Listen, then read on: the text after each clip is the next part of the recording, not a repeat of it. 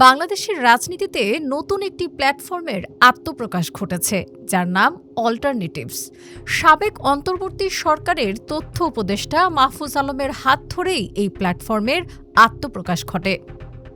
মাহফুজ আলম ছাড়া অল্টারনেটিভসের national organising কমিটির অন্য সংগঠকেরা হলেন আহমেদ ইবনে আরিফ, ইমন সৈয়দ, ইমরান আহমেদ, জাহিন ফারুক আমিন, তানভীর চৌধুরী, তাসনুভা জামিন, দুর্জয় দাশগুপ্ত, ফরহাদুল আলম সবুজ, মাইদা তানহা বিদুষী, মুতাসিম বিল্লাহ, মনিরুজ্জামান, মোহাম্মদ রায়হানুর রহমান, মোহাম্মদ ইরফানুল হক, সাজ্জাদ হোসেন শহীদুল্লাহ, শেখ ফরিদ ও হাসান আলী। তাদের মধ্যে তাসনুভা জামিন ও হাসান আলী এনসিপির সাবেক যুগ্ম আহ্বায়ক, ইমন সৈয়দ দলটির সাবেক যুগ্ম মুখ্য সংগঠক। গত শুক্রবার অল্টারনেটিভস প্ল্যাটফর্মের 17 সদস্যের ন্যাশনাল অর্গানাইজিং এই কমিটি ঘোষণা করা হয়।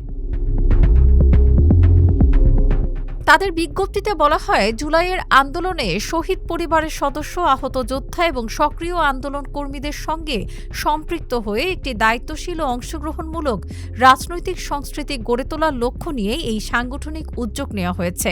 একই সঙ্গে সারা দেশে সংগঠনকে বিস্তৃত করাও কমিটির গুরুত্বপূর্ণ দায়িত্ব হবে।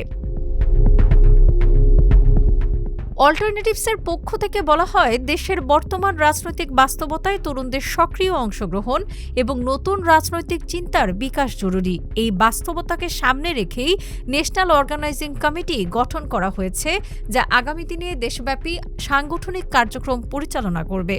কমিটির সদস্যরা পর্যায়ক্রমে দেশের বিভিন্ন জেলায় সাংগঠনিক যোগাযোগ ও সংলাপের মাধ্যমে ছাত্র, শ্রমিক, কৃষক ও সাধারণ নাগরিকদের সম্পৃক্ত করে সংগঠনের কাঠামো গড়ে তোলার কাজ করবেন।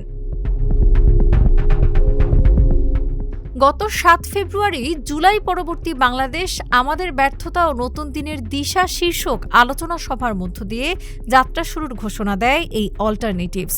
এর 1 মাস পর প্ল্যাটফর্মটি তাদের কমিটি গঠন করল। ডেস্ক রিপোর্ট, আজকের পত্রিকা।